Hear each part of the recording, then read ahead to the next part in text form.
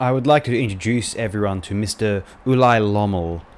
This man had quite the odd filmography. Oh, where to begin?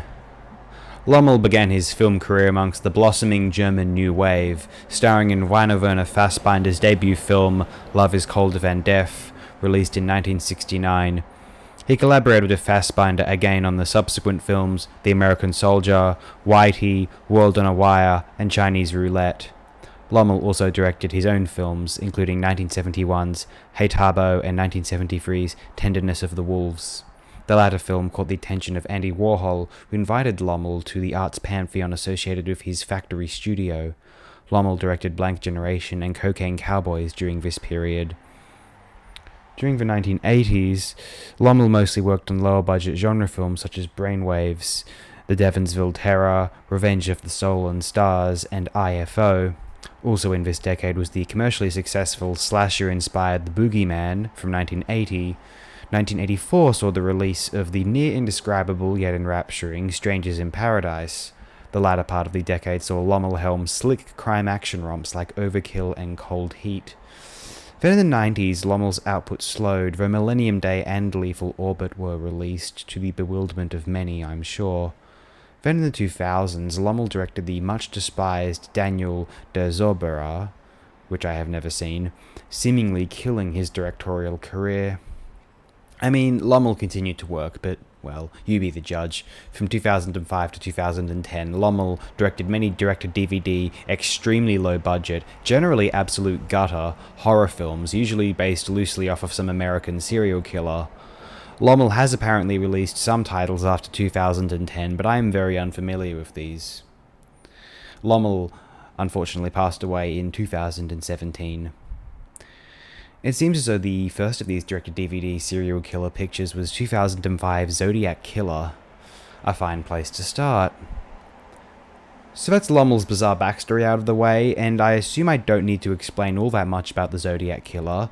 Watch that David Fincher film if you haven't. And even if I had to, this film is so laxly basing itself on the true events that one may as well not know anything about the case. This film concerns a younger man who works at a nursing home, disgusted at the way the elderly are treated, or even outright neglected, by their younger relatives. This man adopts the MO of the Zodiac Killer, targeting those he deems disgraceful. He learns as much about the killer as he possibly can, seeking to embody the legendary killer and terrify the society he despises. I should mention for trivia's sake that Lommel portrays the old detective who managed the Zodiac case back in the 60s and 70s in this film's timeline. And so, how is the film? Well, this film is of traditionally horrid quality, yet its alienation from typical cinematic communication is, well, intriguing. There is something I find exhilarating and engaging about its strangeness.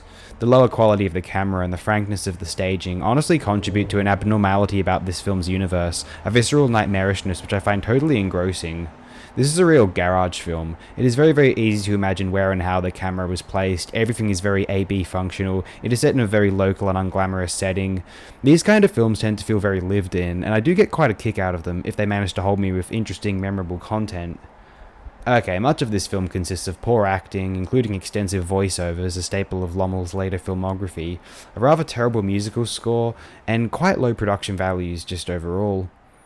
This is not something I am claiming is so bad it has to be seen to be believed, or so bad it's like an incomprehensible dream. Rather, it is so divorced from typical cinematic delivery that it becomes something, maybe deliberately, but I assume not, really lurid and disquieting.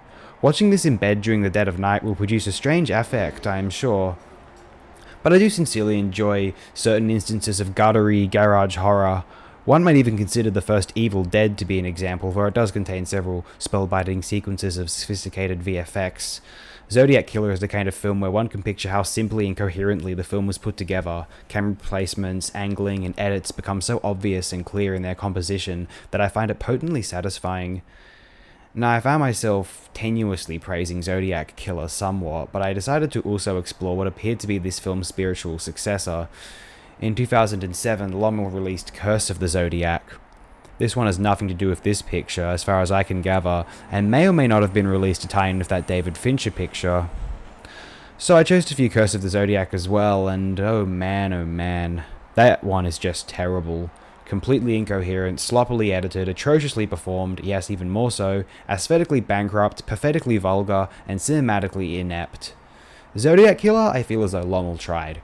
I really do think he tried to do the best with what he had, and he had extremely little to work with, it certainly seems. Curse of the Zodiac feels like a production that no one wanted to be a part of. I found it an extremely unpleasant experience. So I would love to know how one finds Lommel's Zodiac Killer from 2005. Most would dismiss it as absolute trash, I imagine, but maybe there are those who like feeling isolated in a room, deep into the night, with a film. One might feel like they become a prisoner within its frames and sink into a labyrinthine abyss. Dare I say 2005 Zodiac Killer could give you this feeling. Or at least it can with inane examples like myself.